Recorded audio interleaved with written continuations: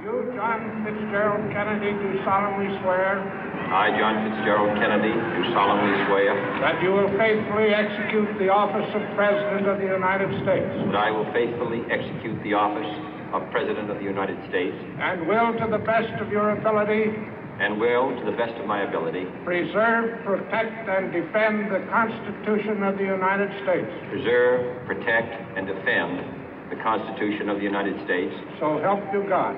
So help me God.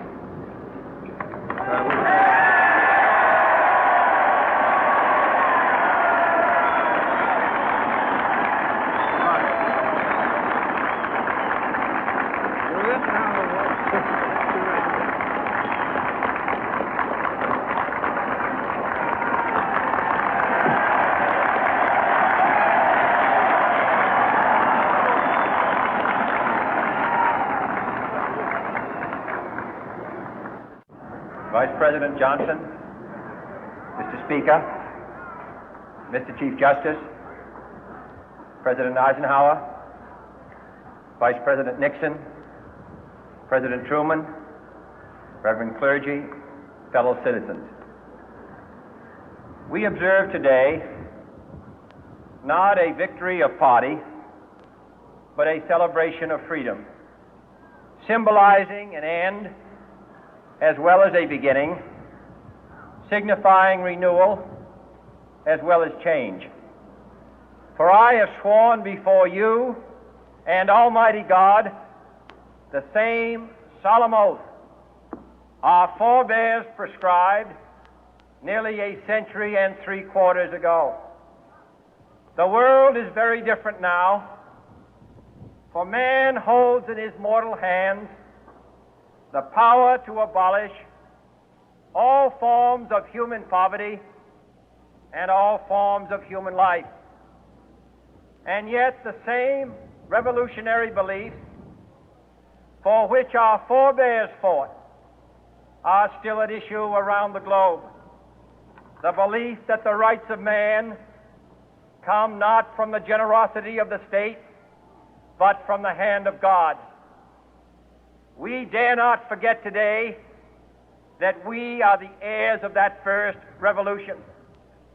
Let the word go forth from this time and place to friend and foe alike that the torch has been passed to a new generation of Americans born in this century, tempered by war, disciplined by a hard and bitter peace, proud of our ancient heritage, and unwilling to witness or permit the slow undoing of those human rights to which this nation has always been committed and to which we are committed today at home and around the world.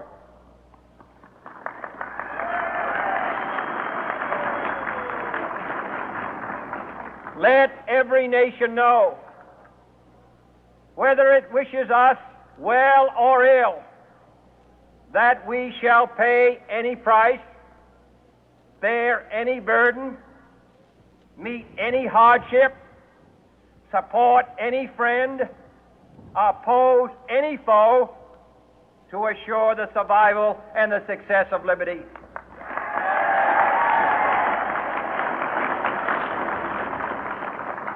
This much we pledge and more. To those old allies whose cultural and spiritual origins we share, we pledge the loyalty of faithful friends. United, there is little we cannot do in a host of cooperative ventures.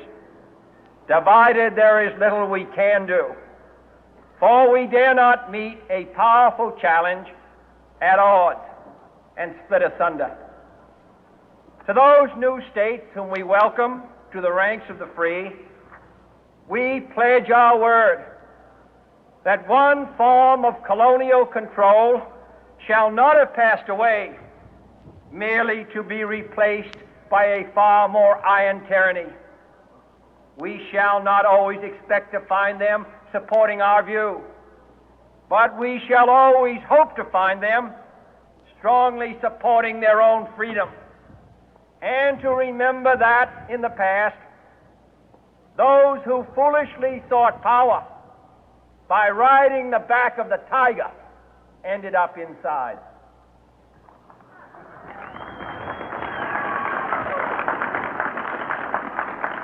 To those people in the huts and villages of half the globe struggling to break the bonds of mass misery, we pledge our best efforts to help them help themselves for whatever period is required, not because the communists may be doing it, not because we seek their votes, but because it is right.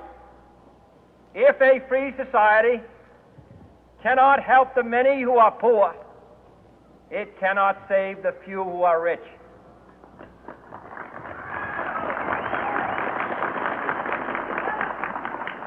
To our sister republics south of our border, we offer a special pledge to convert our good words into good deeds, in a new alliance for progress, to assist free men and free governments in casting off the chains of poverty. But this peaceful revolution of hope cannot become the prey of hostile powers. Let all our neighbors know that we shall join with them to oppose aggression or subversion anywhere in the Americas. And let every other power know that this hemisphere intends to remain the master of its own house.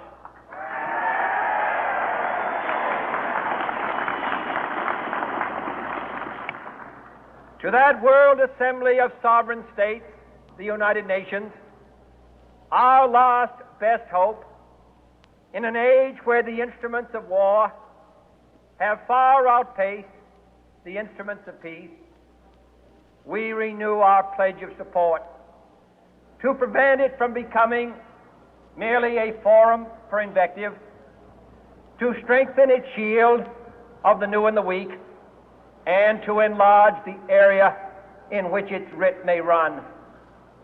Finally, to those nations who would make themselves our adversary, we offer not a pledge, but a request that both sides begin anew the quest for peace.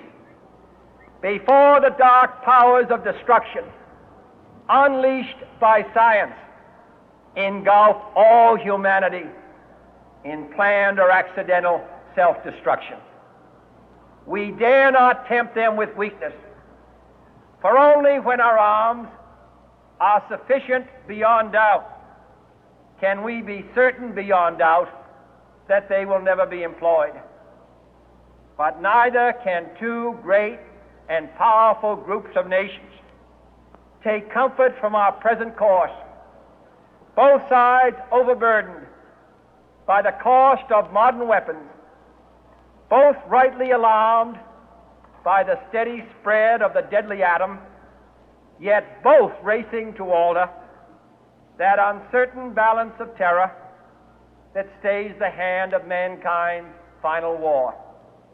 So let us begin anew, remembering on both sides that civility is not a sign of weakness, and sincerity is always subject to proof. Let us never negotiate out of fear, but let us never fear to negotiate.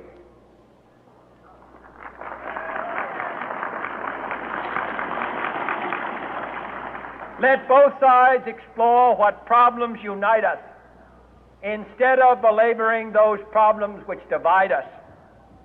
Let both sides, for the first time, formulate serious and precise proposals for the inspection and control of arms, and bring the absolute power to destroy other nations under the absolute control of all nations.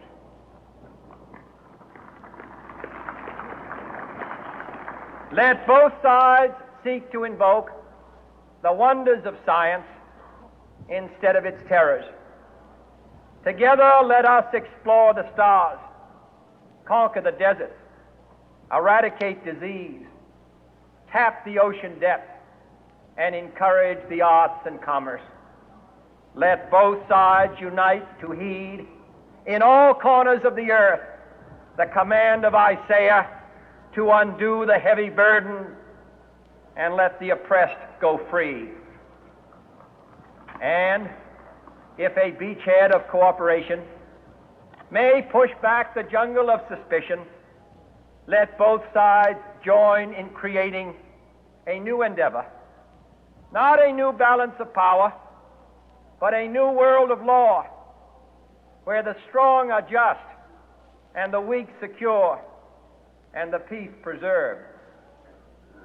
All this will not be finished in the first 100 days, nor will it be finished in the first 1,000 days, nor in the life of this administration, nor even perhaps in our lifetime on this planet.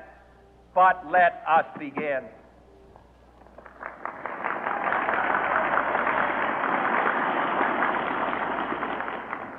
In your hands, my fellow citizens, more than mine, will rest the final success or failure of our course.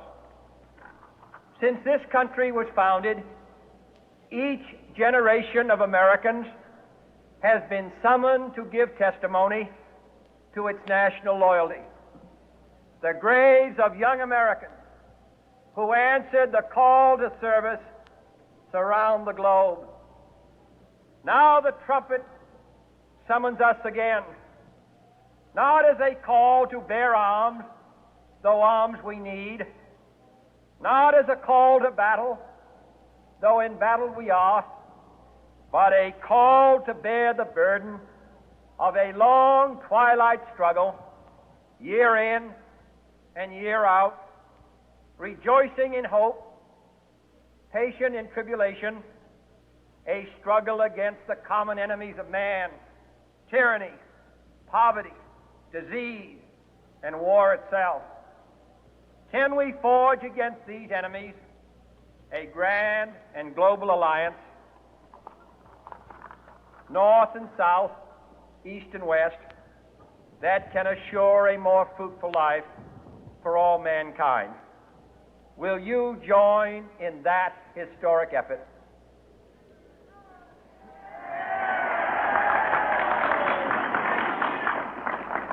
In the long history of the world, only a few generations have been granted the role of defending freedom in its hour of maximum danger. I do not shrink from this responsibility. I welcome it.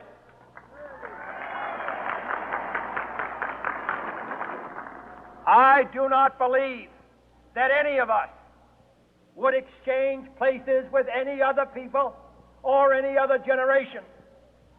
The energy, the faith, the devotion which we bring to this endeavor will light our country and all who serve it.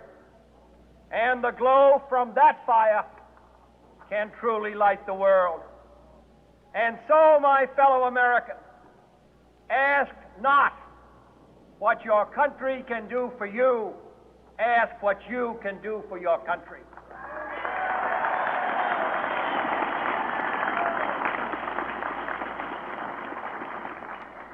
My fellow citizens of the world, ask not what America will do for you, but what together we can do for the freedom of man.